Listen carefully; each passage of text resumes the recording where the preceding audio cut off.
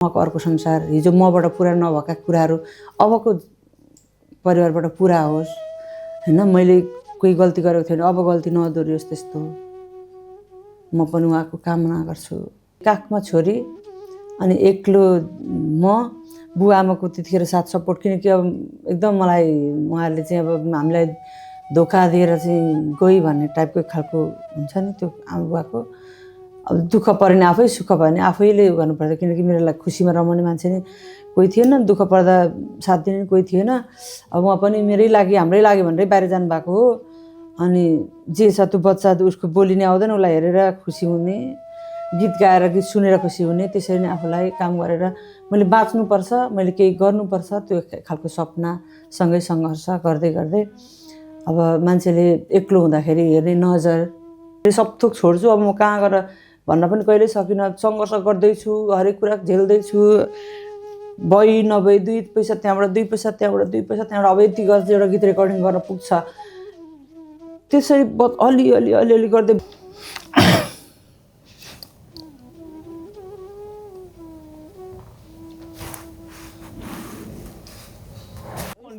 यस्तो कन्डिसनमा पनि तपाईँ कुन उज्यालो पर देख्दै हुनुहुन्छ र गीत सङ्गीतमै हुनुहुन्छ? सङ्गीतमा त्यति तागत हुन्छ, शक्ति हुन्छ। बिरह चल्ने न्याउले चारी कहभरि आँसु कठैभरि। यसको बुढा छैन, हुन्छ नि, समाज हो हाम्रो नेपाली, अनि एक्लै छ भन्ने टाइपको एउटा बयस उमेर, त्यो बेला पछि लाग्ने गीत पनि भोग्नु भयो है? भोगेँ। यो एक्लै छ, योसँग अलिअलि नजिक हुन कोसिस गर्नुपर्छ। यसलाई आश्वासन देखायो भने, यसलाई लोभ देखायो भने, यसलाई कति कुराको अभाव होला टाइपको हुन्छ नि। गाउँभरि अब बुवा डिल्ली सरको छोरी त हिँडिहाले हुन्छ नि खालको, गाउँमा त त्यही नै हो नि। अब एक्लो छोरी, बुवाको सपना चकनाचुर पारेर म चाहिँ आफै बिहे गरेँ। बुवाले बिहे गर्ने होइन, पढ्ने भनेर विराटनगरमा घर बनाउनु भएको, छोराछोरीलाई पढाउँछु भनेर कञ्चनबारीमा। त्यसपछि म चाहिँ अब यता त्यस्तै अब लेखान त होला, घाँस काट्ने, मल बोक्ने, कोदालो खन्ने, जाँतो पिन्ने, बच्चा पेटमा छ, गाईबस्तु त्यो काम, त्यो हुँदै हुँदै परिवारलाई कसरी खुसी पार्ने। बुवा आमाले अब गरी खान्छ, मेरो छोरी अब एउटा थिए भनेर त्यो तरिकाले बुवा आमा पनि बसाइ हिँड्नु भयो। त्यो गाउँै घर खेतै बेचेर, काखको छोरी भनिन, एक्लो जिन्दगी भनिन, मान्छेको गाली टर्चर, उताबाट बाहिर गाली आउँथ्यो, घर छोडेर निस्कि त यस्तो त उस्तो, फलानासँग हिँडिस् फलानासँग, ती कुरालाई नै गर्दै मैले गीतलाई नै शक्ति बनाएर एउटा बनाएर चाहिँ गरेर देखाउँछु, म गलत छैन है भन्ने तरिकाले गर्न खोजेको थिएँ। घरमा डिस्कस पर्दा भएर रुवाबासी भएर पुरै लडाइँ झगडा परेर बाहिर निस्किन्छु नि, जब त्यो स्टेजमा म टेक्छु नि, अगाडि दर्शक ताली हुटिङ देख्छु, पछाडि एकदम अब्बल अति गेस्टहरू पछाडि रोमा हुनुहुन्छ, म यहाँ छु, अगाडि दर्शक हुनुहुन्छ, म नाची गाउँछु, उहाँहरूले हुटिङ दिनुहुन्छ, ताली, मलाई अर्को ट्र्याक, म एउटा स्टेजमा 20-25वटा गीतहरू गाएर आएको छु होइन, आउँछु 1-1.5 घन्टा मैले थानेको छु। अनि म आनन्दले बस्छु, मसँग सेल्फी खिच्न आउनुहुन्छ, फोटो खिच्न आउनुहुन्छ, मेरा गीतमा टिकटक बन्छन्, मैले संसार बिर्सिन्छु क्या मैले हिजोको त्यो घरको पीडा। अनि अब जब म स्टेजबाट जान्छु नि, मैले खामभित्र पैसा या के गरेर त लिएको हुन्छु, तर अब त्यहाँ जाँदाखेरि मैले मेरो उसमा खुसी भइदिने मान्छे नै छैन घरमा भने, म आफू मात्रै खुसी हुने, रमाउने, अब त्यसले मैले व्यवहार गर्जो टार्ने मात्रै काम हो क्या। जस्तै ए वाउ तिमीलाई राम्रो भयो है, त्यो त मजा आएन नि त। हो, त्यसको चाहिँ अभाव हुन्छ के भनेको मतलब, म खुसीको पछाडि पीडा। हजुर कोही मान्छे भइदियोस्, मैले चाहिँ अब यति पैसा लिएर आएकी छु, अथवा यसरी दर्शकहरूको राम्रो हुटिङ पाएकी छु, मेरो कुरा सुनिदिने कोही भइदियोस्। बुवा हुनुहुन्छ, मैले पोस्ट गर्ने बित्तिकै सेयर गरिदिइहाल्ने, कमेन्ट गरिहाल्ने, आशीर्वाद छ नानीले राम्रोसँग जाऊ भने। अझ पनि म कति ठाउँ स्टेजमा बुवा जान खोज्नुहुन्छ मसँग, मलाई अझै स्टेजमा गएर बोल्न सिकाउनुहुन्छ, गएर पहिले सम्बोधन गर्दा यसरी भन्ने भनेर,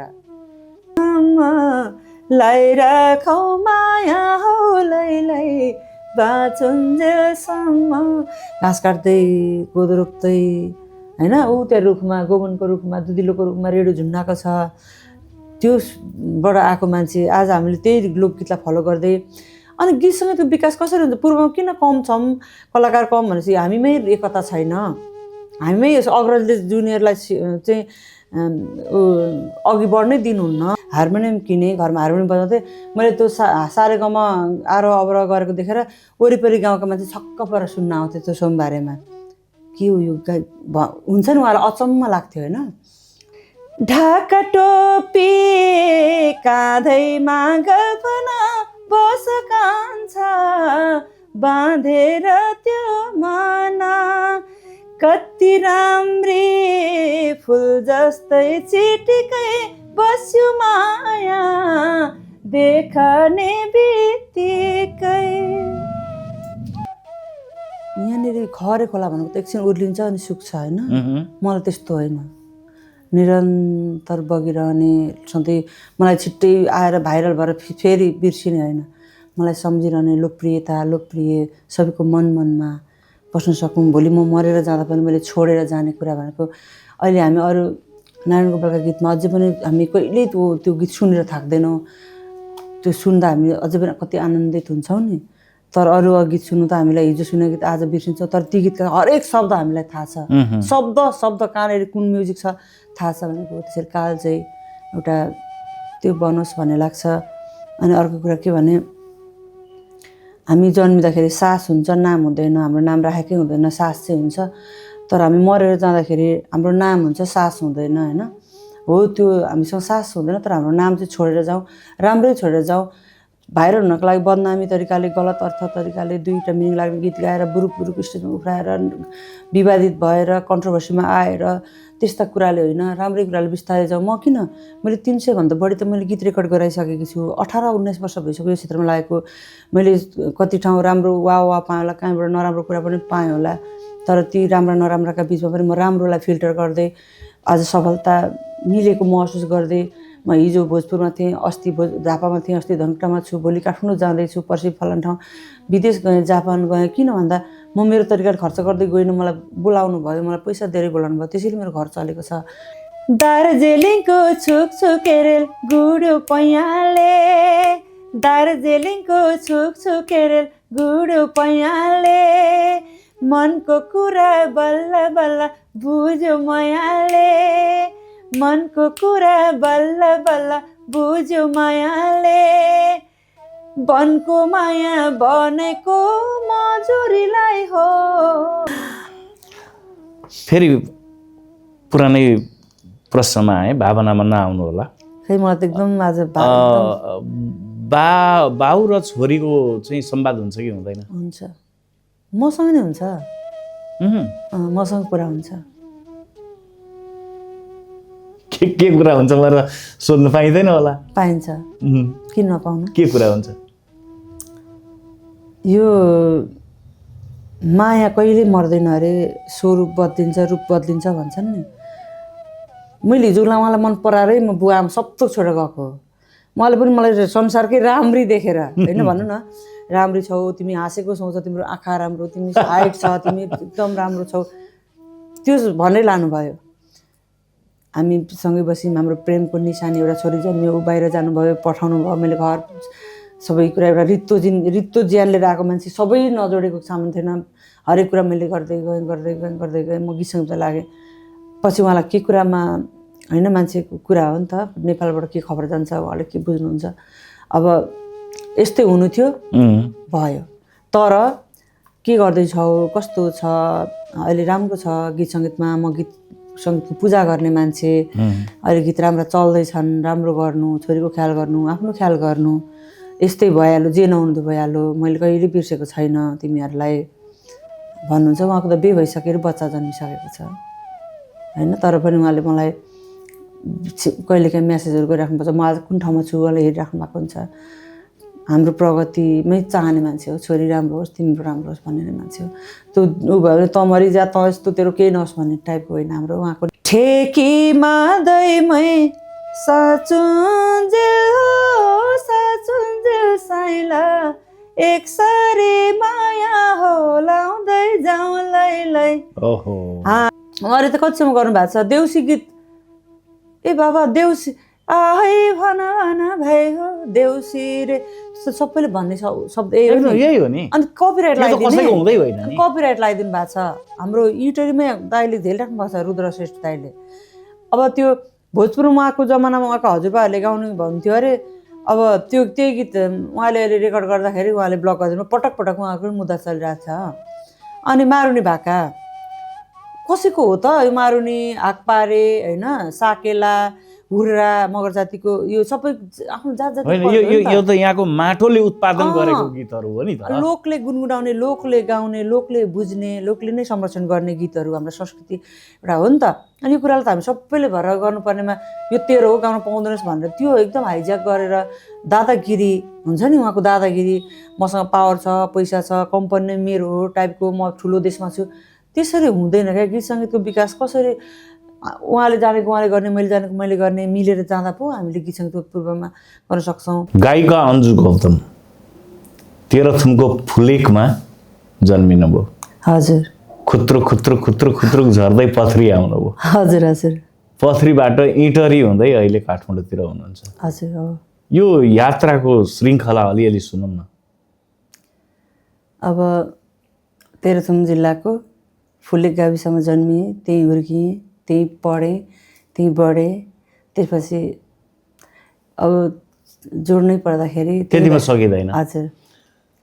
त्यहाँ जन्मिनु हो फुलेक भन्ने गाउँमा। तपाईँको फुलेक भन्ने गाउँ हो एकदम। कस्तो परिवेश, त्यहाँको वातावरण कस्तो छ? हजुर। परिवारमा को हुनुहुन्थ्यो त्यति बेला?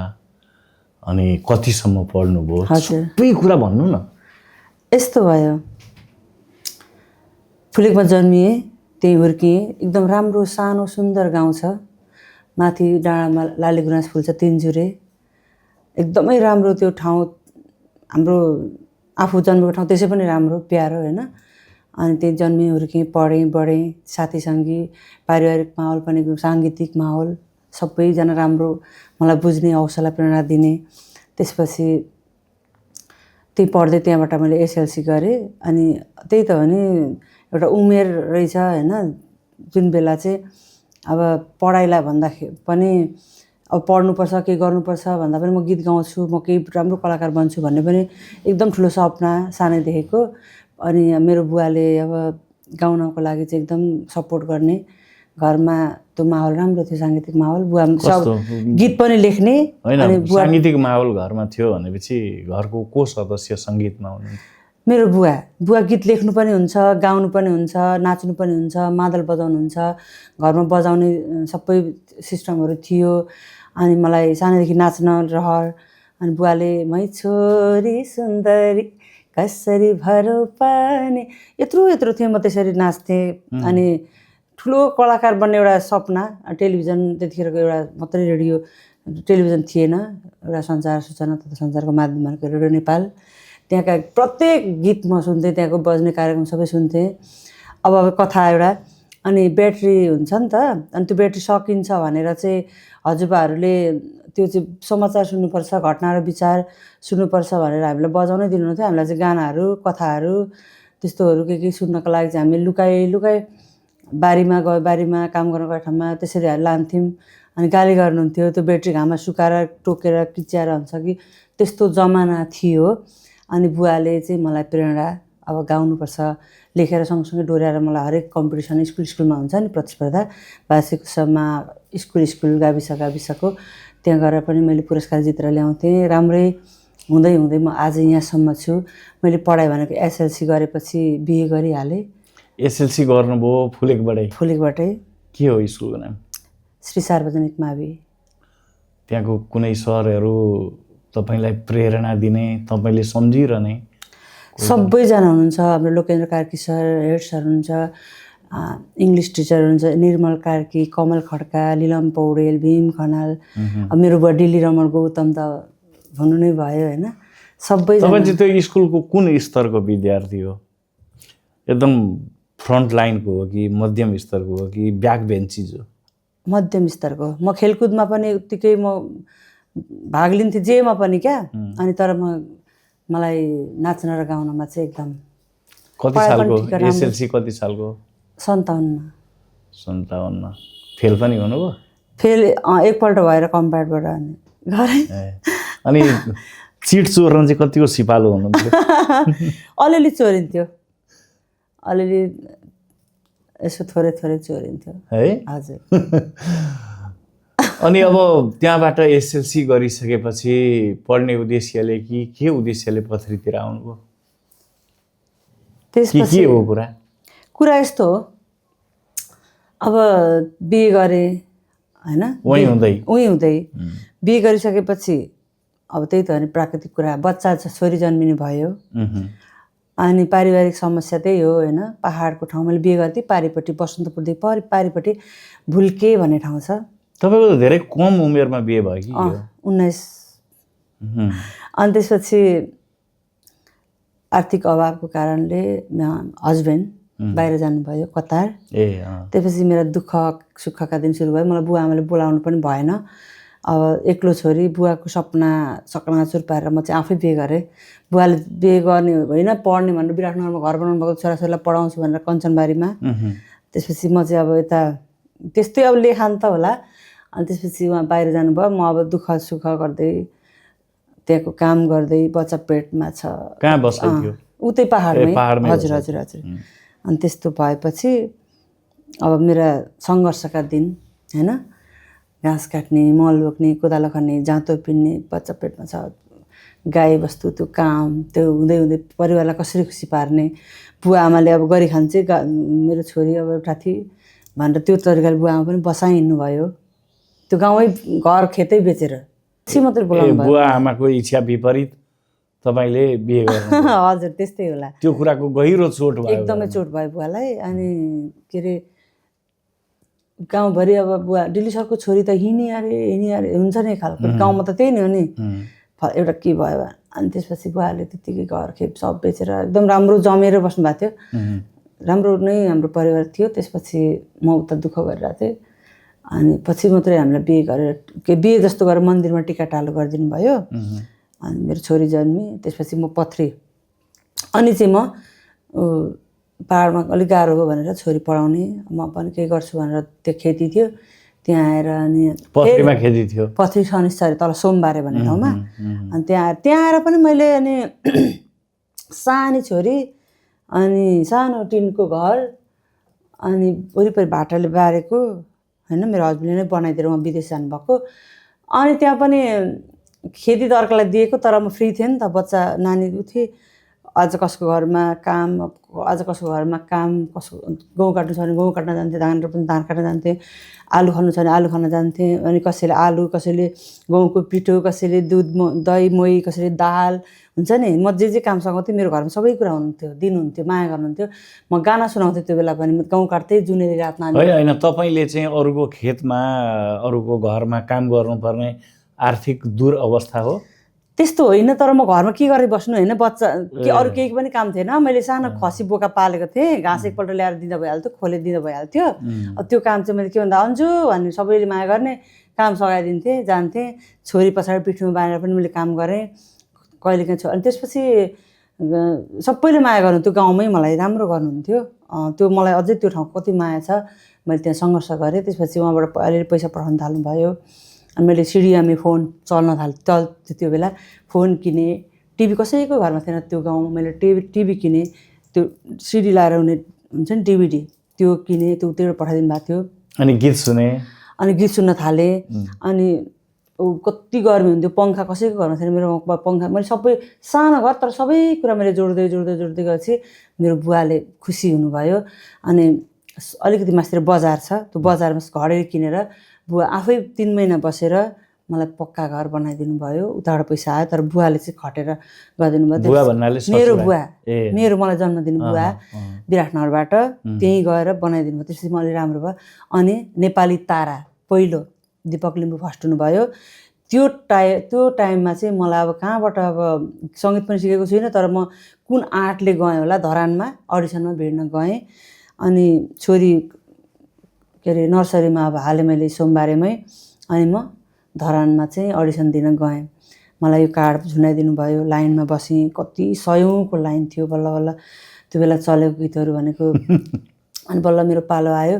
3 जना जज हुनुहुन्थ्यो, राम थापा, दीपक जङ्गम र दीपक बज्राचार्य। 3 जना हुनुहुन्थ्यो, 3टा कोठामा बस्नुहुँदो रहेछ।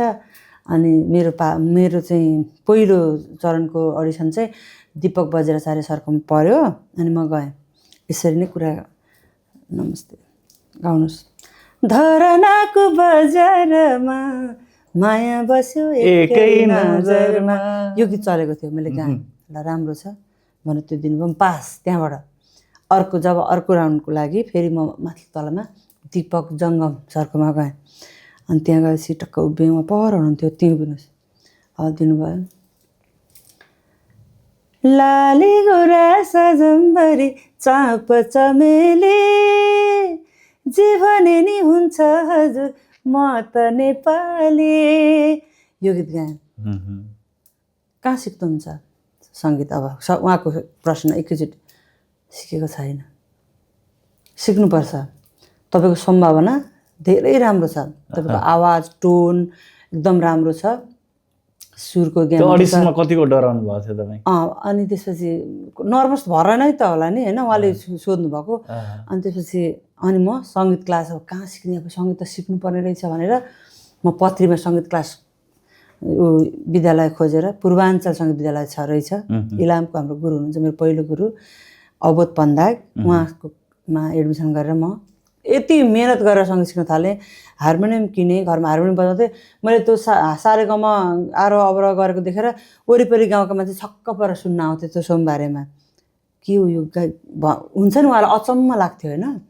त्यसपछि हुँदै हुँदै अब एउटा लोक यो भनेर पूर्वाञ्चल लोक दोहोरी प्रतियोगिता, लोकगीत प्रतियोगिता भनेर एउटा फर्म चाहिँ त्यो हाम्रो सङ्गीत विद्यालयमा आयो। त्यो चाहिँ इटहरीबाट हाम्रो रुद्र श्रेष्ठ दाईहरूले, गायत्री लम्साल, हाम्रो बालकृष्ण कार्की दाईहरूले चाहिँ आयोजना गरेको त्यो कार्यक्रम रहेछ। त्यसपछि म भिड्नलाई विराट चोकमा चाहिँ अडिसन दिन आएँ। पास इटहरीमा कुनै रिलेसन थिएन त्यति बेला? केही पनि थिएन। त्यहाँ त्यो यता नेपाल ताराको त आउट भइहालेँ, सँगै सिक्न थालेँ। अब अलिकति राम्रो हुँदै गयो नि त मलाई पनि, अनि ज्ञान हुँदै गयो। त्यसपछि आएँ, त्यहाँ पनि पास गरेँ। जज को हुनुहुन्थ्यो भन्दा गणेश रिजाल गुरु, अनि हाम्रो बालकृष्ण कार्की सर, अनि दुर्गा पराजुली दाई कि को हुनुहुन्थ्यो क्या। अनि त्यहाँबाट पास गर्दै गर्दै गर्दै अनि अर्को अडिसन, अर्को। अनि अमर गुरुङ, हाम्रो स्वर्गीय अमर श्रेष्ठ सङ्गीतकार, उहाँ पनि आउनुभएको थियो अतिथि गेस्टको रूपमा। अनि मैले इटहरीको नगरपालिकामा आएर चाहिँ फाइनल राउन्डसम्म भिडेर अनि मैले एउटा मारुनी गीत, बिरह चल्ने न्याउले चारी गहभरि आँसु कठैभरि, यो गीत मैले पाएँ। अनि फेरि मैले के भने त्यहाँबाट म चौथो राउन्डमा मात्रै भएँ क्या होइन। अनि अब ठिकै छ भन्ने भयो। अझ हिम्मत बढ्दै गयो मलाई त होइन। राम्रो थियो, अन्जु गौतमको राम्रो थियो, मलाई सपोर्ट गर्ने मान्छे हुनुहुन्थ्यो, हुटिङ नदिने मान्छे हुनुहुन्थ्यो, झन् मलाई ऊर्जा बढ्दै गयो। त्यसपछि मैले के गरेँ भने अब म यो सोमबारको घर पनि बेच्छु, बाहिर खेत पनि बेच्छु, इटहरीमा बस्न सक्छु। त्यहाँ साङ्गीतिक माहौल चाहिँ एकदमै राम्रो रहेछ, त्यहाँ सङ्गीत सिक्ने ठाउँ रहेछ, गीत गाउने धेरै रहेछन् भन्ने भयो। अनि यो मैले यो कुरा हस्बेन्डसँग राखेँ, ओके हुनुभयो। घर पनि बेची ठ्याक्कै बिक्री भयो, खेत पनि बिक्री भयो। ठ्याक्कै इटहरीको हलगडामा चाहिँ हाम्रो पैसाले थाम्ने टक्क घर, एक तले घर भेटियो। आएँ, फेरि सङ्गीत जोइन गरिहालेँ पूर्वाञ्चल रेकर्डिङ स्टुडियो, पूर्वाञ्चल सङ्गीत विद्यालय केशव कार्की दाई र रुद्रश्रेष्ठ दाईले चलाउनुहुन्थ्यो। अनि त्यहाँ आएर फेरि यति मेहनत गरेर म सङ्गीत सिक्न थालेँ। अनि फर्स्ट इयर सेकेन्ड इयर हुँदै मलाई रागहरू सबै गर्न थालेँ। त्यसपछि मलाई अब गीत रेकर्डिङ गर्नु पऱ्यो भनेर मैले 69 सालमा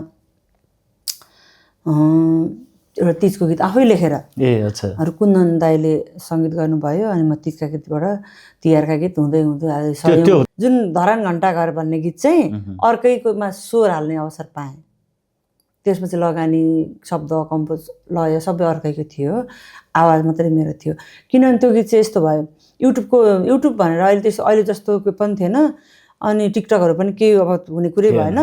अनि स्टेजमा पनि मैले त्यो काहीँ पनि गाइनँ, अनि मलाई याद भएन क्या, अलिक समय लाग्छ। त्यो तपाईँको जुन पहिलो गीत रेकर्ड भयो नि? हजुर। होइन, कहाँ रेकर्ड गर्नु? इटहरीमै गरेँ। इटहरीमा रुद्रजीकोमा? हजुर। त्यतिखेर रुद्र होइन, धीरज श्रेष्ठ भन्ने एकजना विराटनगरकै सर हुनुहुन्छ, उहाँको थियो। रुद्र दाइले पछि किन्नुभएको स्टुडियो। त्यो रेकर्ड गरेर तपाईँ नि त्यो स्टुडियोदेखि घरसम्म जाँदै हुनुहुन्छ बाटोमा? हजुर। त्यो फिलिङ्स दिनु त। त्यो त म व्यक्त गर्नै सक्दिनँ सर, यति खुसी त्यो मेरो आवाज आफैले रेकर्डिङ गरेपछिको आवाज सुन्दा क्या मैले रेडियोमा अरूको गीत सुन्दा कसरी यो भित्र रेडियो मान्छे पसे जस्तो सोच्ने मान्छे म आफै गाएर आफ्नै गीत म क्यासेटमा सुन्दाखेरि सिडी बेच्दै बेच्दै हिँड्यो, कति हिँड्यो त्यो बेला झोलामा सिडी बोकेर, त्यो जमानाकोमा थिएँ क्या म। आज अन्जु गौतम नेपाल र विदेशका पनि धेरै मान्छेहरूले चिन्ने एउटा ब्रान्ड नाम भएको छ। हजुर हजुर। यसको जस हजुर सबै आफै लिनुहुन्छ कि अरू कसैलाई दिनुपर्छ तपाईँले? कहाँ आफै मात्रै लिएर हुन्छ र? दर्शक श्रोताको माया आशीर्वाद। मैले गाउँछु उहाँले सुनिदिनु भएन भने कसरी, मैले के अर्थ भयो? दर्शक श्रोता मात्रै भनेर पुग्दैन जस्तो लाग्छ, अरू केही भन्नुपर्छ कि? उभिने वातावरण बनाउने मान्छे भनेको अब मैले सम्झिनै पर्दा फर्स्ट त मेरो बुवा, त्यसपछि हस्बेन्ड, परिवार, उहाँले पनि मलाई साथ दिनुभएकै हो। मैले एकदम खुलेर बोल्नुपर्छ होइन। उहाँले, किनभने मैले बिहे पछाडि मात्रै साङ्गीतिक यात्रा सुरु गरेको हो। मैले गाउँमा स्कुलमा त गाउँथेँ मादलको तालमा, मलाई सुर उसको ज्ञान थियो। त्यो स्वतः स्फूर्त त्यो हजुर। तपाईँको त्यसप्रति लगाव थियो अनि लु गाउन त भन्ने? हजुर हजुर। अनि उहाँलाई थाहा थियो कि मेरो बुवाको सपना चाहिँ छोरीलाई ठुलो कलाकार बनाउने, त्यो पुरा गर्छु मैले यसरी तिमीलाई बिहे गरेँ भनेर उहाँले गर्नुभएको हो। म उहाँलाई धन्यवाद पनि भन्छु यहीँबाट। तपाईँको यो गीत सङ्गीतको जुन अविरल यात्रा छ, हजुर, यो यात्रामा पोइन्ट आउट गरेरै भन्नुपर्दाखेरि आफ्नो बुवा, आफ्नो श्रीमानको ठुलो श्रेय छ। हजुर। दर्शक श्रोताको माया त छ नै, हजुर, यी कुराहरू भन्नुभयो। अन्जु गौतमको जीवन चाहिँ पर्सनल व्यक्तिगत जीवन पनि भयङ्कर ह्याप्पी मुडमा चलिरहेको हुनुपर्छ, हामीलाई त्यस्तो लाग्छ। तर धेरै जसो कवि, कलाकार, लेखक, गीत सङ्गीतका मान्छेहरूलाई जब हामी स्टेजमा देख्छौँ, ती मान्छेहरूको व्यक्तिगत र पारिवारिक जीवन, धेरै मान्छेको जीवन असाध्य दुःखद हुन्छ। हजुर। तपाईँको कुन क्याटेगोरीमा छ? मान्छे भएर जन्मिसकेपछि दुःख सुख, मिलन बिछोड, यस्ता बाधा विरोध होइन, आलोचना, हरेक कुरा झेल्नुपर्छ। कहीँ ताली मात्रै हुँदैन, गाली पनि खाइन्छ होइन। यो त सबै झेल्नै पर्छ र मैले पनि झेलेको छु, झेल्दै पनि छु। अब बाहिर देख्दाखेरि, मान्छेले देख्दा नाचेको गाएको खुसी भएको, स्टेजमा उफ्री हुन्छ नि, नाचेको देखिन्छ, तर पछाडि आफ्नो व्यक्तिगत पीडा होइन, त्यसले के भोगिरहेको छ, कस्तो मजबुरीमा छ, बाहिर देख्दा झलमल्ल, भित्र जिन्दगी अलमल्ल भने जस्तै अलमल्लै टाइपको नै छ मेरो पनि। अब सङ्घर्ष, अभाव, कहिले खुसी कहिले दुःख, यस्तै टाइपको। आई मिन के तपाईँ मलाई यस्तो भन्दै हुनुहुन्छ कि तपाईँको आँखाको तलाउमा धेरै पानी छ? हजुर हजुर। तपाईँको काखे छोरी जसलाई डँडालोमा एउटा कपडाले बाँधेर हजुर काम गर्नुभयो, गीत सङ्गीतको यात्रा रोक्नु भएन। हजुर। तपाईँको श्रीमान परदेशमा हुनुहुन्थ्यो, उहाँ नहुनुको पीडा समेत तपाईँलाई थियो। तपाईँ माइती घर छोडेर आउनुभएको पथरीतिर भनौँ न, पथरीतिर। यसो हुँदा पनि तपाईँले यो सङ्गीत, गीत सङ्गीतलाई कसरी छोड्नु भएन भन्ने कुरा हो क्या? यो सङ्घर्ष थियो होला? सङ्घर्ष थियो। सङ्घर्ष पछाडिको सफलता पाएको महसुस पनि भइरहेको छ। र काखमा छोरी अनि एक्लो म, बुवा आमाको त्यतिखेर साथ सपोर्ट, किनकि अब एकदम मलाई उहाँहरूले चाहिँ अब हामीलाई धोका दिएर चाहिँ गई भन्ने टाइपको खालको हुन्छ नि त्यो आमा बुवाको। अब दुःख पऱ्यो भने आफै, सुख भयो भने आफैले गर्नुपर्छ, किनकि मेरो लागि खुसीमा रमाउने मान्छे नै कोही थिएन, दुःख पर्दा साथ दिने कोही थिएन। अब उहाँ पनि मेरै लागि, हाम्रै लागि भनेरै बाहिर जानुभएको हो।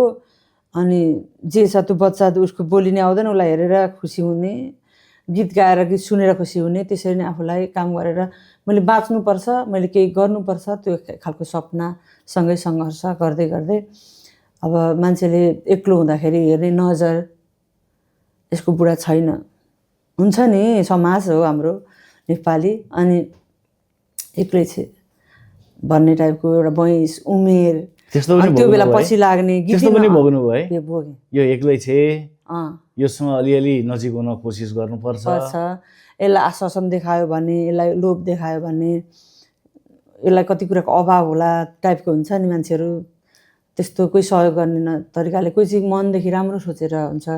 अब त हामीलाई चाहिँ फेरि अगुल्टोले हानेको कुकुर बिजुली चम्किँदा तर्सिन्छ भने जस्तो राम्रै तरिकाले बोल्दैछ भने यो मान्छे खराबैले मलाई गलत सोचेर आएको होला जस्तो हुने। घरभित्र छोरा मान्छे केही कामले छिरो भने पनि उतिर प्रतिकाले त्यहाँभित्रबाट मान्छे निस्कियो टाइपको त्यस्ता कुराहरू हरेकहरू छोरी मान्छेले झेल्नुपर्ने हुन्छ। मैले झेलेँ। र अर्को कुरा, पथरीमा इटरीमा त छँदै थियो, काठमाडौँ गएर छोरी ठुली नै भइसकेको छ होइन। कोठा खोज्दै जाँदाखेरि पनि घरभित्रले को हुनुहुन्छ? आमा छोरी, छोरीको बाबा बाहिर। अब उहाँहरूलाई के लाग्छ त्यस्तो कुरामा पनि उहाँहरूले कोठा भाडामा पनि समस्या। छोरी मान्छेलाई मात्रै त्यो को ल्याएर उभ्याइदिनु? मेरो बुढाको डिभोर्स भएको भन्दै हिँड्न पनि भएन। तपाईँ डिभोर्स भएको हो? मतलब हुनुहुन्न नि त साथमा नबसेपछि डिभोर्स बाहिर। म यही पोइन्टमा आउन खोज्दै थिएँ। तपाईँको अन्तर्मनमा ज्यादा पीडा छचल्किरहेको महसुस हुन्छ। हजुर। अनुहार उज्यालो देखिए पनि काहीँ त्यो फिल आउँछ। हजुर हजुर। तपाईँ डिभोर्स जीवन बाँचिरहनु भएको छ? अब डिभोर्सलाई हामीले चाहिँ पुरै गलत तरिकाले सोच्थ्यौँ होइन। आफै डिभोर्स भएको भन्दा चाहिँ पुरै अब बदनामी नै टाइपको हुन्थ्यो हाम्रो दिमागमा। तर डिभोर्स हुनु अहिले सोच्दै जाँदा, हिजो मन मिल्यो, मन पर्यो, बिहे गऱ्यौँ, बिचमा विचार मिलेन, मन मिलेन, एकअर्कालाई बुझ्न सकिएन भने हामीले छुट्यौँ।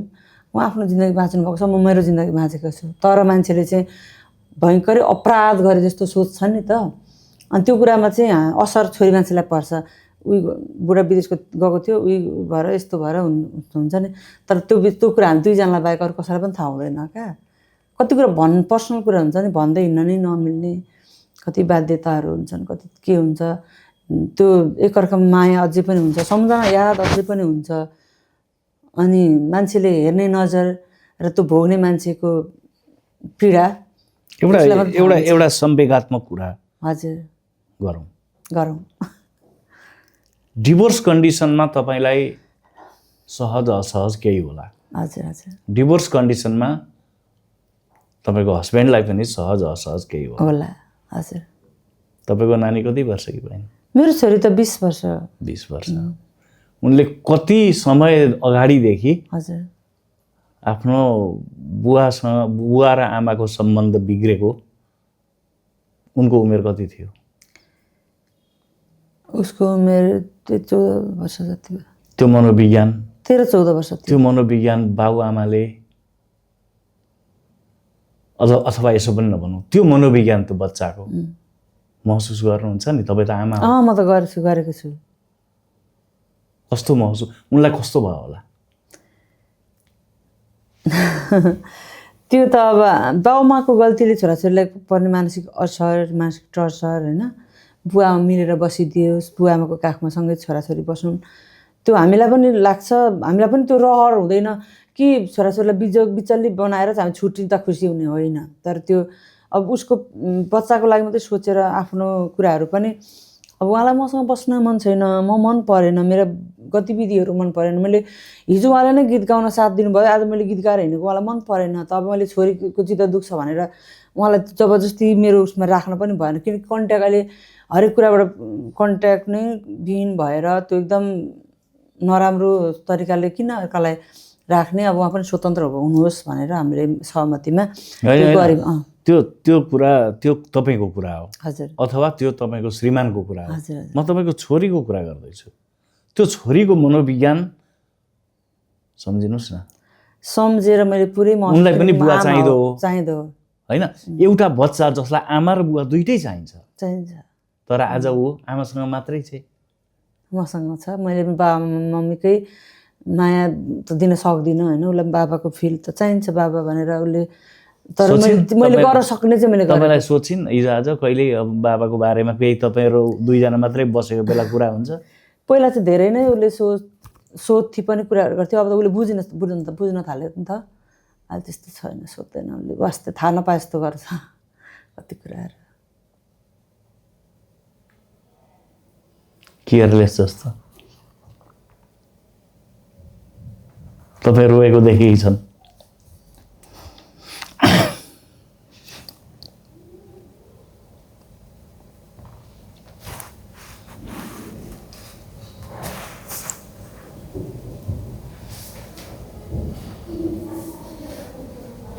कन्डिसनमा यस्तो कन्डिसनमा पनि तपाईँ कुन उज्यालो पर देख्दै हुनुहुन्छ र गीत सङ्गीतमै हुनुहुन्छ? सङ्गीतमा त्यति तागत हुन्छ, शक्ति हुन्छ। यो अवस्थामा पनि त्यहाँ पर कहाँ हो कहाँ कुन उज्यालो देख्दै हुनुहुन्छ र यो गीत सङ्गीतको यात्रामा हुनुहुन्छ?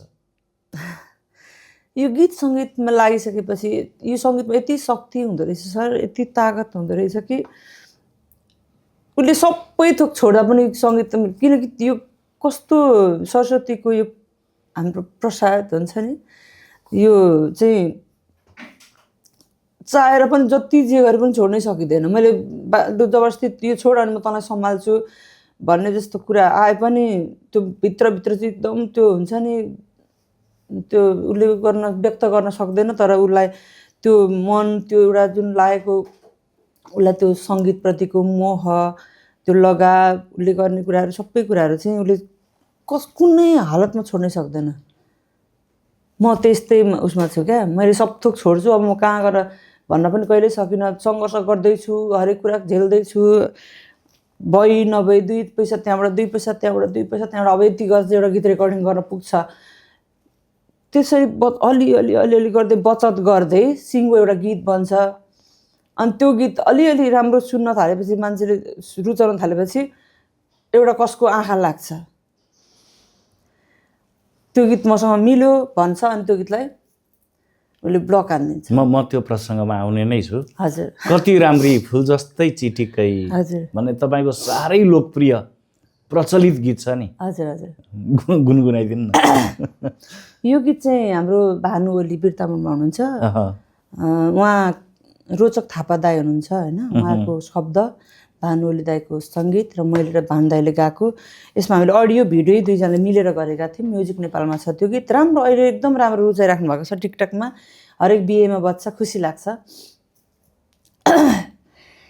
ढाका टोपी काँधैमा गल्फना बस कान्छा बाँधेर त्यो माना, कति राम्री फुल जस्तै चिटिकै बस्यो माया देखने बित्तिकै।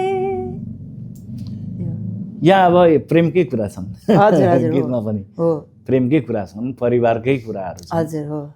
तपाईँ यस्तै गीतहरू मन पराउने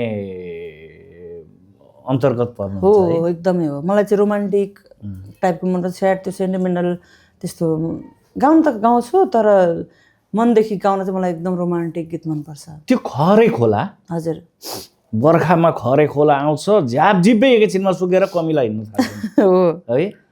तपाईँ त्यो खालको गीत गाउने गायिकामा पर्नुहुन्न भन्ने नेपाली जनमानसमा छ।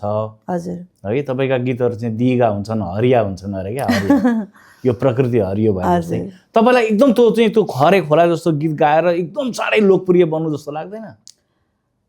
यहाँनिर खरे खोला भनेको त एकछिन उर्लिन्छ अनि सुक्छ होइन, मलाई त्यस्तो होइन, निरन्तर बगिरहने, सधैँ मलाई छिट्टै आएर भाइरल भएर फेरि बिर्सिने होइन, मलाई सम्झिरहने, लोकप्रिय सबैको मनमा बस्न सकौँ। भोलि म मरेर जाँदा पनि मैले छोडेर जाने कुरा भनेको, अहिले हामी अरू नारायण गोपालका गीतमा अझै पनि हामी कहिल्यै त्यो गीत सुनेर थाक्दैनौँ, त्यो सुन्दा हामी अझै पनि कति आनन्दित हुन्छौँ नि। तर अरू गीत सुन्नु त हामीलाई हिजो सुनेको गीत आज बिर्सिन्छौँ, तर ती गीतका हरेक शब्द हामीलाई थाहा छ, शब्द कहाँनिर कुन म्युजिक छ थाहा छ भनेको। त्यसरी काल चाहिँ एउटा त्यो बनोस् भन्ने लाग्छ। अनि अर्को कुरा के भने, हामी जन्मिँदाखेरि सास हुन्छ, नाम हुँदैन, हाम्रो नाम राखेकै हुँदैन, सास चाहिँ हुन्छ। तर हामी मरेर जाँदाखेरि हाम्रो नाम हुन्छ, सास हुँदैन होइन। हो, त्यो हामीसँग सास हुँदैन, तर हाम्रो नाम चाहिँ छोडेर जाउँ, राम्रै छोडेर जाउँ। भाइरल हुनको लागि बदनामी तरिकाले, गलत अर्थ तरिकाले, 2टा मिनिङ लाग्ने गीत गाएर बुरुक स्टेजमा उफ्राएर, विवादित भएर, कन्ट्रोभर्सीमा आएर त्यस्ता कुराले होइन, राम्रै कुराले बिस्तारै जाउँ। म किन, मैले 300 भन्दा बढी त मैले गीत रेकर्ड गराइसकेकी छु। 18-19 वर्ष भइसक्यो यो क्षेत्रमा लागेको। मैले कति ठाउँ राम्रो वा पाएँ होला, कहीँबाट नराम्रो कुरा पनि पाएँ होला, तर ती राम्रा नराम्राका बिचमा पनि म राम्रोलाई फिल्टर गर्दै आज सफलता मिलेको महसुस गर्दै, म हिजो भोजपुरमा थिएँ, अस्ति झापामा थिएँ, अस्ति धनकुटामा छु, भोलि काठमाडौँ जाँदैछु, पर्सि फलान ठाउँ विदेश गएँ, जापान गएँ। किन भन्दा म मेरो तरिकाले खर्च गर्दै गइनँ, मलाई बोलाउनु भयो, मलाई पैसा धेरै बोलाउनु भयो, त्यसैले मेरो घर चलेको छ। भाडा तिर्न पाएको छु मैले, घर भाडा मैले काठमाडौँमा डेरामा, मैले यो कपडा लाउन पाएको छु, मेरो गीत रेकर्ड गर्न पाएको छु, मैले खुसी भएर फेसबुकमा आज फलाना ठाउँको मेरो प्रस्तुति भन्न पाउँछु। यो न त पैसाले किन्न पाइन्छ, जस्तोसुकै पढेको मान्छे भोलि पढेर नाम कमाएर भन्दा पनि एउटा गीत गाएको मान्छेको नाम हुन्छ। मतलब मैले पढाएर नभनेको होइन, तर गीत सङ्गीतमा त्यति शक्ति, त्यति पावर, यति पीडा हुँदा मैले हजुरलाई भने जस्तै काखाको छोरी भनिनँ, एक्लो जिन्दगी भनिनँ, मान्छेको गाली टर्चर, उताबाट बाहिर गाली आउँथ्यो, घर छोडेर निस्कि, त यस्तो त उस्तो, फलानासँग हिँडिस्, फलानासँग, ती कुरालाई नै गर्दा मैले गीतलाई नै शक्ति बनाएर एउटा बनाएर चाहिँ गरेर देखाउँछु। म गलत छैन है भन्ने तरिकाले गर्न खोजेको थिएँ। यहाँ एउटा चुनौतीको कुरा नि त। हजुर हजुर। जस्तै म पनि कविता लेख्ने, नाटक गर्ने मान्छे हो नि त। हजुर। मैले चाहिँ यो कविता, नाटक जस्ता क्षेत्रहरूमा एकदमै सक्रिय रहँदाखेरिमा पनि जीवनयापन गर्न सकिन्छ जस्तो लाग्दैन क्या। तपाईँ गीत सङ्गीतको मान्छे हुनुहुन्छ। हजुर। सम्भव छ? पुरै जिन्दगी चलाउनु त होइन, तर अहिले केही समयको लागि, जस्तै मलाई भोलि फलाना ठाउँमा तपाईँलाई बोलाउँछु भनेपछि उहाँहरूले हामीलाई डिल गर्नुहुन्छ, कति दिने, यति म ओके हुन्छु, म जान्छु। त्यति मेरो केही त टर्यो नि, केही समयलाई टर्छ, तर जिन्दगीभरि भोलि म मेरो सधैँभरि म गीत गाएर हिँड्न सक्दिनँ नि त, होइन? पालो सबैको आउँछ घुमेर। हिजो कसैको थियो, आज मेरो छ, भोलि अर्को आउँदैछन्, सिक्दैछन्, भाइ बहिनीहरू झन् झनै राम्रो जन्मिँदैछन् नि त। अनि पहिले भनेका केही नसिकिकन पनि एउटा आफ्नो लिएर आउँदैन, कहिले ज्ञान लिएर आउँदैछन्, यसमा यो गर्नुपर्छ भनेर पढाइ नै हुन थाल्यो स्कुलमा, सङ्गीत सम्बन्धी एउटा टिचर अनिवार्य, डान्सको, म्युजिकको, होइन? त्यो बेला हामी त केही थिएन, केही नै थिएन, तर पनि हामी त्यो गऱ्यौँ भनेपछि कति कुराहरू सिकेर पढेर भन्ने हुन्छ नि, त्यो पढ्दै बोक्दै ठक्कर खाएको त्यो एउटा लड्दै गर्दै गर्दै गर्दै चिल्लो यो भएर निस्किन्छ अरे क्या। यो साङ्गीतिक यात्रामा नि, यो साङ्गीतिक यात्रामा तपाईँ ह्याप्पी मुडमा पनि देखिनु भएको छ। हजुर है। हजुर। मैले ठिकै गर्दैछु भन्ने लागेकै छ। त्यो स्टेजलाई एकचोटि सम्झिनु त। त्यो स्टेजमा तपाईँको हातमा माइक थियो, अग्रभागमा दर्शक श्रोताहरू थिए, सम्झिनु त एकचोटि। यस्तो हुन्छ, म पुरै घरमा डिस्कस पर्दा भएर रुवाबासी भएर पुरै लडाइँ झगडा परेर बाहिर निस्किन्छु नि, जब त्यो स्टेजमा म टेक्छु नि, अगाडि दर्शक ताली हुटिङ देख्छु, पछाडि एकदम अब्बल अति गेस्टहरू पछाडि रोमा हुनुहुन्छ, म यहाँ छु, अगाडि दर्शक हुनुहुन्छ, म नाची गाउँछु, उहाँहरूले हुटिङ दिनुहुन्छ, ताली, मलाई अर्को ट्र्याक, म एउटा स्टेजमा 20-25वटा गीतहरू गाएर आएको छु, होइन? आउँछु 1-1.5 घन्टा मैले ठानेको छु, अनि म आनन्दले बस्छु, मसँग सेल्फी खिच्न आउनुहुन्छ, फोटो खिच्न आउनुहुन्छ, मेरा गीतमा टिकटक बन्छन्, मैले संसार बिर्सिन्छु क्या, मैले हिजोको त्यो घरको पीडा। अनि अब जब म स्टेजबाट जान्छु नि, मैले खामभित्र पैसा या के गरेर त लिएको हुन्छु, तर अब त्यहाँ जाँदाखेरि मैले मेरो उसमा खुसी भइदिने मान्छे नै छैन घरमा भने, म आफू मात्रै खुसी हुने, रमाउने, अब त्यसले मैले व्यवहार गर्जो टार्ने मात्रै काम हो क्या। जस्तै वाउ तिमीलाई राम्रो भयो है, त्यो त मजा आएन नि त। हो, त्यसको चाहिँ अभाव हुन्छ के भनेको मतलब, म खुसीको पछाडि पीडा। हजुर हजुर हजुर। कोही मान्छे भइदियोस्, मैले चाहिँ अब यति पैसा लिएर आएकी छु, अथवा यसरी दर्शकहरूको राम्रो हुटिङ पाएकी छु, मेरो कुरा सुनिदिने कोही भइदियोस्। बुवा हुनुहुन्छ, मैले पोस्ट गर्ने बित्तिकै सेयर गरिदिइहाल्ने, कमेन्ट गरिहाल्ने, आशीर्वाद छ नानीले राम्रोसँग जाऊ भने। अझ पनि म कति ठाउँ स्टेजमा बुवा जान खोज्नुहुन्छ मसँग, मलाई अझै स्टेजमा गएर बोल्न सिकाउनु छ, गएर पहिले सम्बोधन गर्दा यसरी भन्ने भनेर बुवाले क्या मलाई। होइन, बुवा आमाले त आफ्नो छोराछोरीलाई सधैँ साना देख्छन् नि त, स्वाभाविकै हो। अनि त्यही हो। छोरी के गर्छिन्? 20 वर्ष कि अब पढ्दै हो? मेरो छोरी ब्याचलर लास्ट इयर हो। उसले यत्रो सानो हुँदादेखि इटरीमै डान्स सिकेको, राम्रो डान्स गर्छ। अनि काठमाडौँ गएर हाम्रो सुनिल पोखरेल सरसँग थिएटरमा गुरुकुलमा उसले 6 महिना यो सिक्यो, नाटक त्यो वर्कसप गर्यो। अनि ऊ लुम्बिनी अनि इन्डिया हरेक ठाउँमा गुरुसँगै ऊ नाटकमा पनि गयो। अनि म्युजिक भिडियो 50-60 वटा जति म्युजिक भिडियो पनि गरेको छ, होइन? उसले म्युजिक डान्स पनि गर्छ, नाटक पनि गर्छ, पढ्दै पनि छ। आमाको लाइनमा छोरी आए जस्तो। अनि अहिले जब गरिरहेछ अनलाइनमा, त्यो कन्टेन्ट क्रिएटर के को भिडियो बनाइदिने, अनलाइनमा हालिदिने, त्यस्तो उसले काम गर्छ। एकदम राम्रो छ, मलाई बुझेको छ उसले। म यहाँ छु, एक्लै बसेको छ डेरामा, पढ्न कलेज जान्छ, दिउँसो जागिर खान जान्छ। काठमाडौँमा घर चाहिँ छैन? त्यस्तो त खै अहिले यो जुनीमा सम्भव नहोला।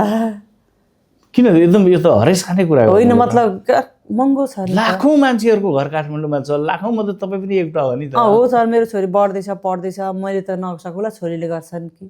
घर बनाउने इरादा चाहिँ छ। त 8 म पुर्याउँछु भन्नुहुन्छ अरे भगवान्ले। हजुर। फेरि पुरानै प्रश्नमा आए, भावनामा नआउनु होला। खै मलाई त एकदम आज बाउ र छोरीको चाहिँ संवाद हुन्छ कि हुँदैन? हुन्छ, मसँग नै हुन्छ।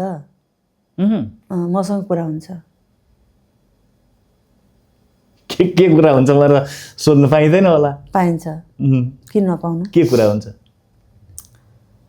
यो माया कहिले मर्दैन अरे, स्वरूप बदलिन्छ, रूप बदलिन्छ भन्छन् नि। मैले हिजो उहाँलाई मन पराएरै म बुवा आमा सब थोक छोडेर गएको हो। उहाँले पनि मलाई संसारकै राम्री देखेर, होइन भन्नु न, राम्री छौ तिमी, हाँसेको छौ, तिम्रो आँखा राम्रो, तिमी हाइट छ, तिमी एकदम राम्रो छौ, त्यो भनेर लानुभयो।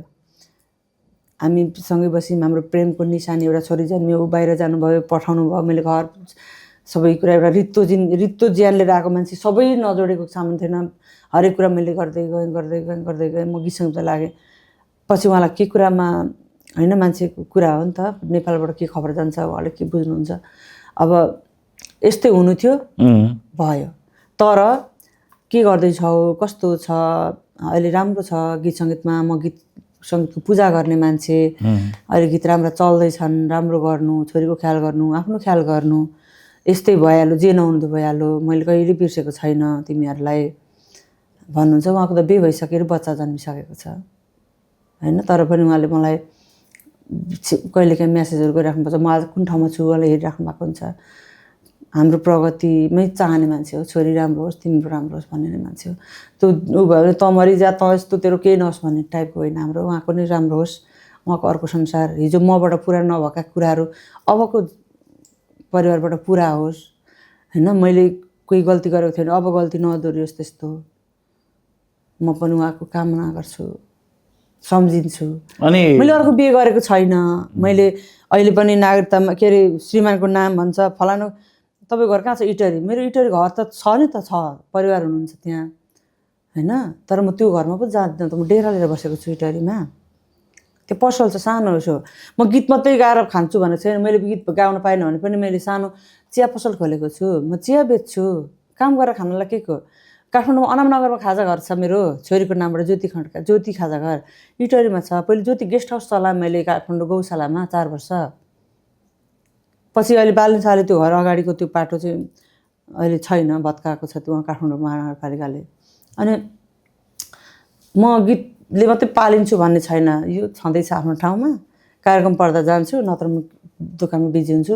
मलाई भेट्न आउनुहुन्छ, मैले चिया खान खुवाएर दिन पठाउनु पाउँछु, त्यस्तो छैन। ठिक छ, राम्रै छ। तपाईँले अहिले कुरा गर्नुभयो नि, अब एक किसिमको अन्तर सम्बन्ध अहिले पनि भइराखेको देखिन्छ। हजुर। तपाईँ आशावादी हुनुहुन्छ या स्वीकार गर्नुहुन्छ फेरि तपाईँहरूको जीवन हिजो पहिलेको जस्तै पुनर्मिलन भएर एउटा चाहिँ प्रेमिल संसार, त्यही प्रेमिल संसार अगाडि बढ्छ? सर यस्तो हो रहेछ, अब फेरि मलाई लगे हुन्थ्यो, म फेरि उसको श्रीमती बन्न बस्छु भन्ने हुँदा मैले त्यति कडा गरी भनिनँ। होइन, त्यो भन्दा पनि पहिले मैले धेरै मिल्न खोजेँ, हामी मिलौँ, एक भएर बसौँ, हाम्रो छोरीले गार्जियन दुईजनाको माया पाउँछ। हिजोका दिन पास्ट इज पास्ट, अब हामी राम्रो गरौँ। बरु म मेरो गीत सङ्गीतमा गर्नु जे गर्नु गरेँ, अब यति नै रहेछ, बरु म छोरी एउटा व्यवसाय गरौँ भनेर उहाँलाई धेरै रिक्वेस्ट गरेँ। अनि उहाँले भन्नुभयो यो धेरै ढिला भइसक्यो, म मेरो पाटो अर्कै भइसक्यो भनेपछि उहाँ अब उता तयारीमा हुँदो रहेछ। तर म चाहिँ बिहे नगरुन्जेल चाहिँ उहाँको धेरै आशामा नै थिएँ, होइन, सत्य कुरा। छोरीले पनि उसलाई हामीलाई मिलाउनलाई हरेक ठाउँमा भगवान् देख्दा मेरो बाबा र मम्मीको मिलन होस्, मेरो बाबा र मम्मी फेरि ऊ होस् भनेर भन्थेँ मम्मी। तर बाबाको उता भइसकेको रहेछ, छोडिदिनु अब हामी हिजो म सानो हुँदादेखि म तपाईँसँगै थिएँ, बाबा बाहिरै हुनुहुन्थ्यो, अब अहिले पनि म छु साथमा भनेर उसले मलाई मन बुझाइदिन्छ। अनि तर यस्तो चाहिँ हो, ऊ मेरो श्रीमान नै चाहिँ नभएर नबसे पनि मेरो छोरीको बाबा त उहाँ हो नि त। मेरो छोरीका हरेक नसामा उहाँकै रगत छ होइन। त्यो छोरी त मेरो मसँग छ, त्यो एउटा उसले गर्दा पनि जोडिँदो रहेछ, त्यो कहिले तोडेर के गरे हुँदैन क्या। अनि त्यही भएर घर कहाँ इटरी बिहे कोसँग अझै उहाँकै थर भनिरहेको छु म भनेपछि त्यो कहिले त्यो नै हुँदो रहेछ। जस्तै मैले पूजा लाउँछु, गोत्र भन्छ, अब मैले कहाँको कसको भन्ने, माइतीबाट भन्ने कि यताको भन्ने, यतैको भन्नु, अनि अर्को बिहे नगर्नुसम्म त्यही हुन्छ भन्नु पण्डितले भनेपछि त्यो छुटाएर छुट्दैन, छुटेर कागजमा मात्र हो, अलग भएको मात्रै हो क्या, त्यस्तो चाहिँ हो। नेपालको लोकगीत, हजुर खास गरी पूर्वीय लोकगीत हजुर का सन्दर्भमा जब चर्चा गर्छौँ हामी, हजुर अन्जु गौतमको नाम आइहाल्छ। आउँदो रहेछ। ब्रान्ड हुनुहुन्छ तपाईँ यो लोकगीत सङ्गीतको क्षेत्रमा नमेटिने नाम हुनुभएको छ। यो हामी सबैको लागि, हामी पनि पूर्वैको भएको हुनाले हजुर गौरवको विषय पनि हो। तर च्यास यसो पनि भन्न मन लाग्यो मलाई, तपाईँको त्यो अरुण उपत्यका अनि म्युजिक नेपालसँगको विवाद चाहिँ के हो? यो कुरा चाहिँ सुन्दै मलाई कस्तो हुन्छ क्या, म यो कस्तो नपरौँ केहीमा, यो कुरा नबोलौँ नगरौँ भनौँ आइ नै हाल्छ। मैले गरेको सङ्घर्ष, मैले गरेको मेहनत, म त लगानी गरेर गीत रेकर्ड गरेर मेरो युट्युब च्यानलमा राखेको गीत हो। मैले ठुलो भयङ्कर पुरै हिरो हिरोइनलाई खेलाएर भयङ्कर खर्च गरेर भिडियो त बनाइनँ, मैले स्टुडियोमा लिपसिङ भिडियो बनाएर हालेँ। तर 5 महिनामा मिलियन क्रस गऱ्यो त्यो भिडियो, राम्रो रुचाए।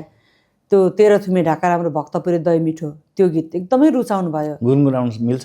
मिल्छ। ल त त्यही तेह्र थुमे नै गाउँछ नि, तेह्र थुम हो नि त। तेह्र थुमे ढाका राम्रो भक्तपुरे दही मिठो चिनी नघोले, भोक निन्द्रा लाग्ने छाड्यो के भएको हौ राम सैलाउ तिमी नबोली, यो गीत हो। कस्तो सेन्टिमेन्टलाई क्याच गर्नुहुन्छ क्या यो ठाउँ अनुसारका चाहिँ अब ती वस्तुहरू होइन, भक्तपुरको दही, तेह्रथुमको ढाका, तेह्रथुमको ढाका, अब हाम्रो त पूर्वका धेरै पहिचान छन् नि। यी कुराहरू तपाईँका गीतमा आउँछन् क्या। त्यसैले मलाई के लाग्छ भने, म अहिले तपाईँसँग प्रश्न गर्दै छुइनँ क्या, मलाई के लाग्छ भने यो तपाईँले चाहिँ यहाँको परिवेशलाई, यहाँको सामाजिक ग्रामीण परिवेशलाई आफ्ना गीतहरूमा टपक्कै टिप्नु भएको छ क्या, राख्नुभयो। यो तपाईँको ठुलो सफलता हो। हजुर हामी कन्टिन्यू जाउँ। अघि मैले एउटा प्रश्न राखेको थिएँ। अनि यो गीत मिलियन क्रस भयो, टिकटक 50,000 टिकटक बने। मैले फेसबुकमा लेखेँ, दर्शक श्रोताको मायाले गर्दा आज 5 महिनामा मिलियन क्रस भनेर मिलियन त्यो उसमै थम्बनेलमै लेखेर पोस्ट गरेँ। अनि सबैजनालाई धन्यवाद, मेरो यो गीतमा चाहिँ यति टिकटक बने, यति हजारले टिकटक बनाइदिनु भयो भनेर नै गरेँ। अनि हाम्रो अग्रज कलाकार, सिनियर कलाकार, हामीले उच्च स्थानमा राखेर सम्मान गरेको कलाकार चाहिँ नवीन खड्का, अरुण उपत्यका, उहाँको संस्था ठुलो छ, उहाँ अमेरिकामा हुनुहुन्छ, उहाँका गीत धेरै हिट सुपर डुपर हिट पनि छन् होइन। उहाँले यो गीत सुन्नुभएको छ, सुनेपछि झ्याप्पै म्युजिक नेपाललाई उहाँले कम्प्लेन गर्नुभयो। म्युजिक नेपालले जस्तो कम्पनी होइन एउटा कलाकारलाई प्लेटफर्म दिने, उसले चाहिँ मेरो गीतलाई ब्लक गर्यो। 2टा खुरुखुरु 3टा मेरै मात्रै स्वरमा भएका 5वटा, मेरै मात्रै स्वरमा भएका 5वटा गीत ब्लक गर्यो, मेरो च्यानलमा भएका 3टा गीत ब्लक गर्यो। किन भनेर मैले निवेदन दिएँ। अनि उताबाट यस्तो आयो भन्नुभयो। म्युजिक नेपालमै गएँ, तपाईँहरू मिलेर आउनुहोस्, हामी त उहाँले भनेको उहाँसँग मिल्यो अरे। अनि युट्युबले त त्यो मिल्ने बित्तिकै युट्युबको सिस्टमले त आफै गर्छ, तर त्यत्रो महिनासम्म गरेन नि त। जब गीत हिट भयो नि अनि चाहिँ उहाँहरूले कम्प्लेन गर्नुभयो, म्युजिक नेपालले गर्यो।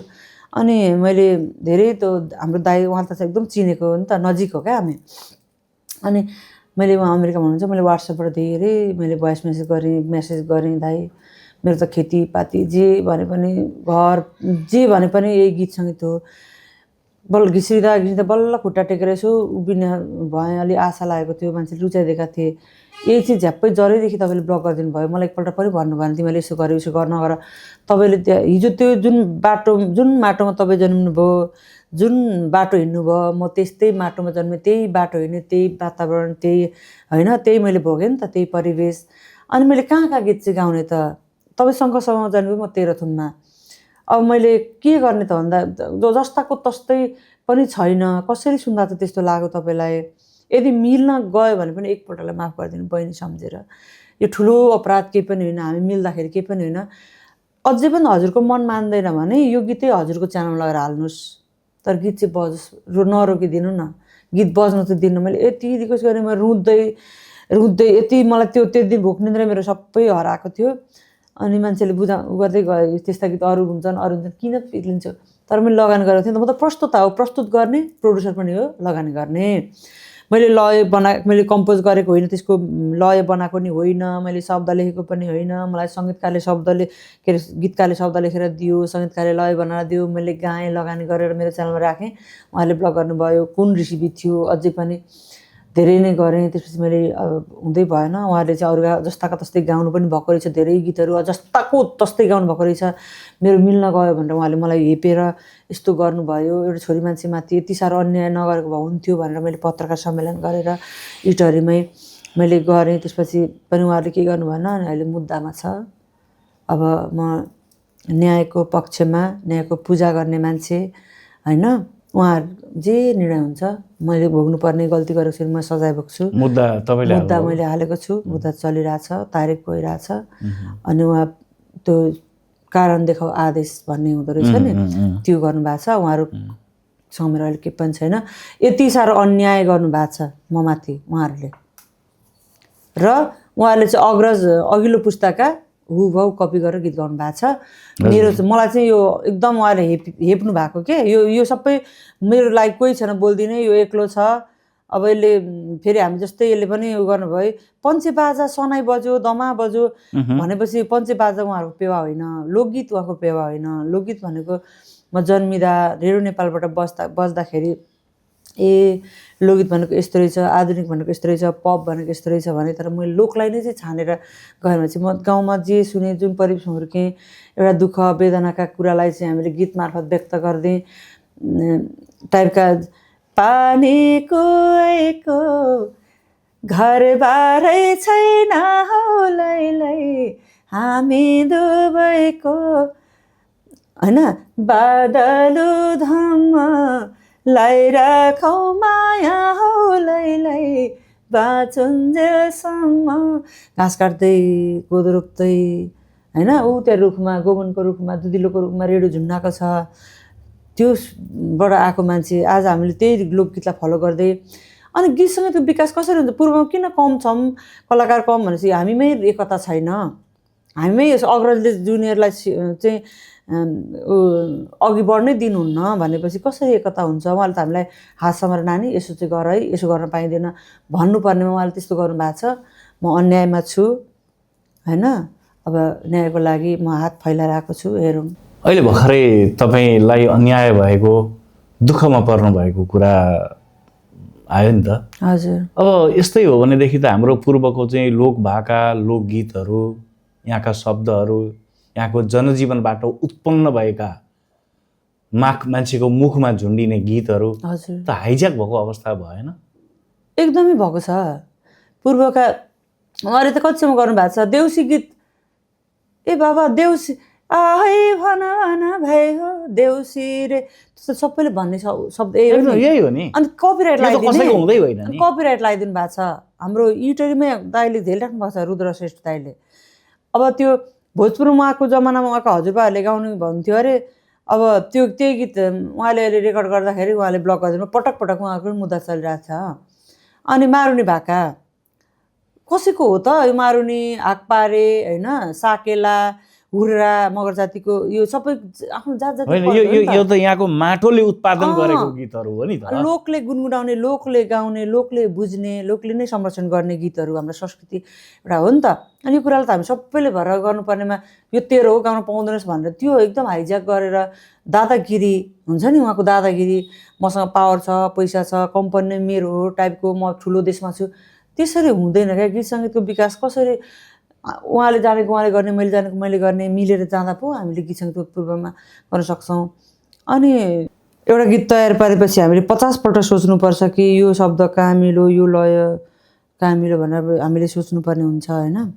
अनि लगानी गर्यो होइन, कति दुःखहरूले लगानी गरेको हुन्छ।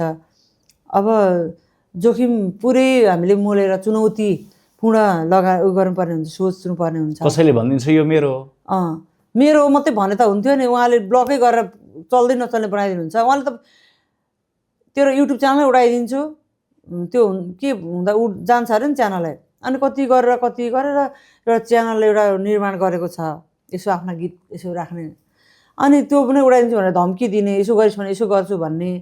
अनि पूर्वमा चाहिँ अहिले उहाँहरूको निकै नै धेरैसँग, मसँग मात्रै होइन उहाँहरूको धेरैजनासँग चाहिँ यो लफडा चलिरहेको छ। उहाँको दादागिरी यो कहिलेसम्म हुन्छ अब हेर्दै जाऊ। यो धेरै धेरै गम्भीर कुरा गर्नुभयो। तपाईँको कुरा सत्य हो भनेदेखि त हजुर यो त हामी सबैले एकदमै गम्भीरताका साथ सोच्नुपर्ने पो बेला आयो जस्तो लाग्दैछ।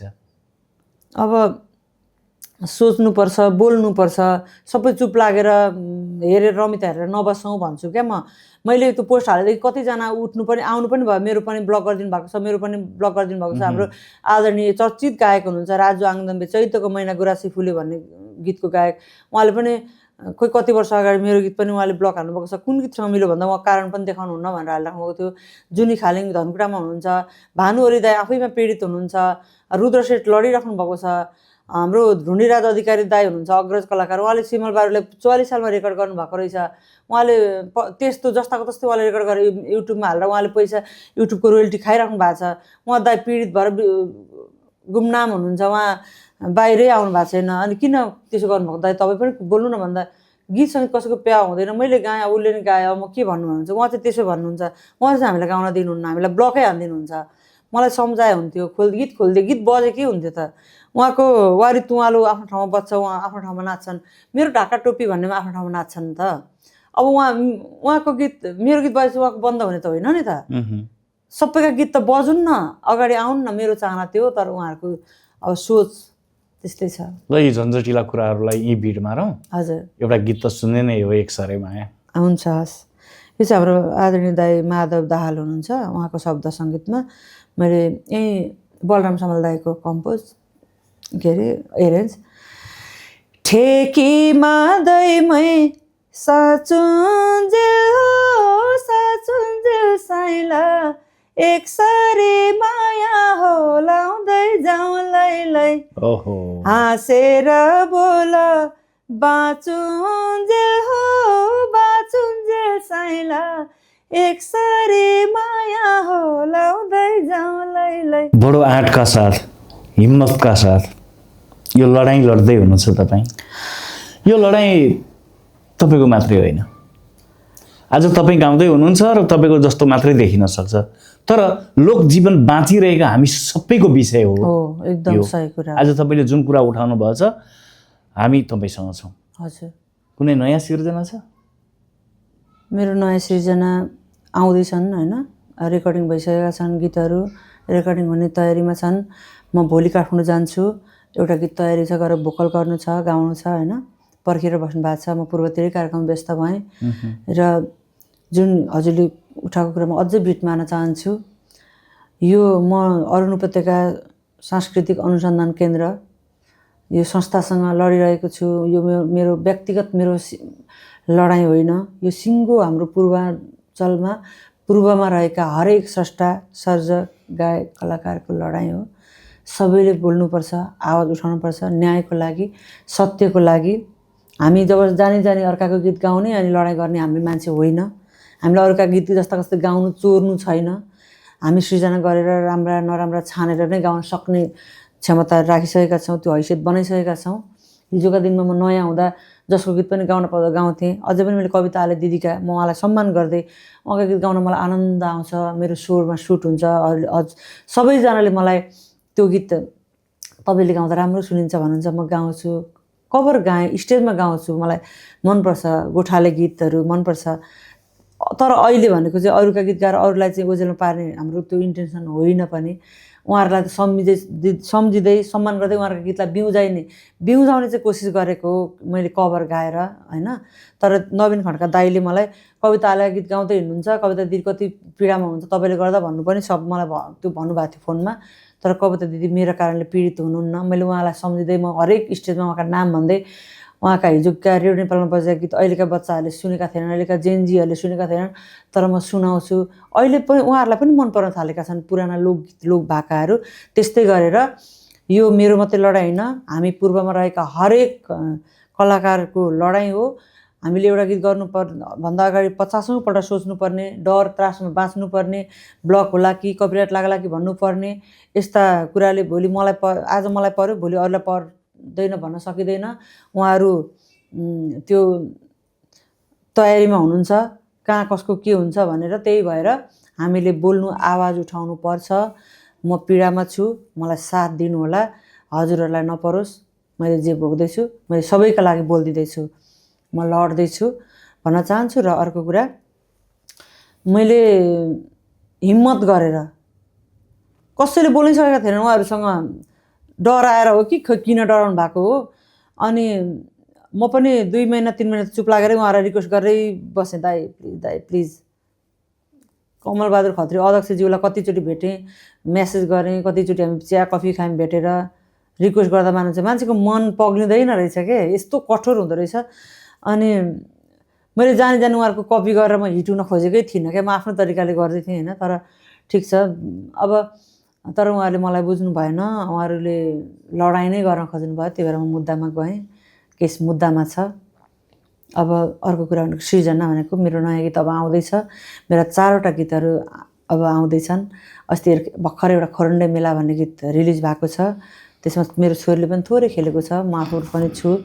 राम्रो भिडियो छ, एकपल्ट हेरिदिनु होला। अनि अर्को गीत चाहिँ एउटा दार्जिलिङको छुक छुकेरेल गुडो पैयाले, दार्जिलिङको छुक छुकेरेल गुडो पैयाले, मनको कुरा बल्ल बल्ल बुझ्यो मायाले, मनको कुरा बल्ल बल्ल बुझ्यो मायाले, वनको माया बनेको मजुरीलाई हो, मनको माया हजुरीलाई हो।